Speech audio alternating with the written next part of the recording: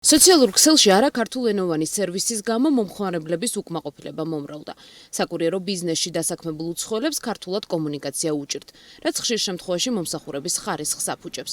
გვიანდება შეკვეთის ადრესატამდე. სწორ მისამართზე მიტანა. უკმაყოფილო მომხმარებლების განაცხადები ამ თემაზე კონკურენციისა და მომხმარებლის დაცვის სააგენტოში არაერთი იყო. უწყებაში პრეტენზიების საპასუხოდ მომსახურების სტანდარტი დაადგინეს, რომლის მიხედვითაც მოვაჭრე ვალდებულია ქართულ ბაზარზე მომსახურება ქართულად უზრუნველყოს. წინააღმდეგ შემთხვევაში კომპანია ჯარიმდება. მომხმარებელს პრობლემა შეექმნა არაქართულ ენაზე მომსახურების მიღებასთან დაკავშირებით, გარკვეული მისკომუნიკაცია იყო კურიერთან. სააგენტო მომხმარებლის განცხადების საფუძველზე განიხილა საქმე, შესაბამისი მსვლელობა მიეცა განცხადებას, დადგინდა სტანდარტი, რომ კომპანია ვალდებულია მომხმარებლებს მისცეს იმისი შესაძლებლობა და ერთგვარი ბერკეტი, რომ სახელმწიფო ენაზე მიიღოს მომსახურება და ამავდროულად თუ კი რაიმე კონკრეტული პრობლემა წარმოიშვება, შექმნას იმის ბერკეტი, რომ ამ პრობლემის აღმოფხვრა მოხდეს მყისიერად და ეფექტიანად. დარღვევის არ აღმოფხვრის შემთხვევაში, რა თქმა უნდა, კანონმდებლობით გათვალისწინებულია ჯარიმა და ეს ითვალისწინებს წინა ფინანსური წლის ბრუნვის 2%-მდე. უცხოელები საკურიერო ბიზნესში ძირითადად საქართველოში მცხოვრები სტუდენტები არიან, რომლებიც სწავლის პარალელურად ნახევარ განაკვეთზე მუშაობენ. HR Hub-ის თანადამფუძნებელი გვიხსნის, რომ საკურიერო ბიზნესში უცხოელების მომრავლების მთავარი მიზეზი კადრების დეფიციტია, რომლის დაბალანსებასაც კერძო სექტორი არაქართულენოვანი თანამშრომლებით ცდილობს.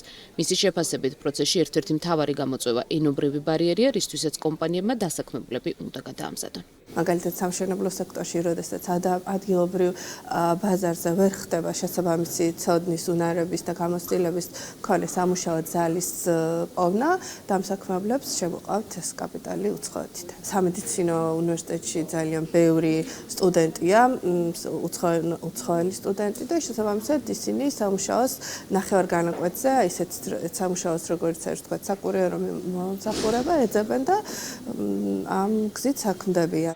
მუშახელის დეფიციტზე საუბრობენ სარესტორნო ბიზნესშიც და პრობლემის სათავედ კვალიფიციური კადრების ქვეყნიდან გასვლას ასახელებენ. რესტორატორთა ასოციაციის დამფუძნებლის თქმით, ბიზნესი იძულებულია მზარეულებად თუ მიმტანებად უცხოელები დაიქირაოს. ინდოელები მუშაობენ ჩვენთან რესტორნებში მზარეულებად, მუსიკოსები მუშაობენ არაქართული ეროვნებისა ჩვენთან. ჩვენ დავკარგეთ კვალიფიციური კადრები და უამრავი კვალიფიციური კადრი, რომელიც 10 წელიწადი და მეტი მუშაობდა და ინფრით გაზრდილი კადრები, რასაც ქვია, ესენი წავიდნენ საზოგადოებრივ სამუშაოს და იქ არაკვალიფიციური სამუშაოს აკეთებენ. ჩვენ გვინდა რომ გარშემო ყავდეს მიმტანი იყოს ქართველი, ტაქსისტოლი იყოს ქართველი, მაგრამ რა ვიცი ხა, მაგალითად რა ბევრს ეთაკილება მიმტანად მუშაობა, მაგრამ ქართველი მიმტანი გვიდა, ერთმანეთის საწინააღმდეგოა. კერძო სექტორში ამბობენ, რომ უცხოელების რესურსს აქტიურად იყენებენ სამშენებლო სფეროშიც. შედარებით იაფი მუშახელის შემოყვანაზე კომპანიები მოლაპარაკებებს რეგიონის სხვადასხვა ქვეყანაში აქტიურად აწარმოებენ.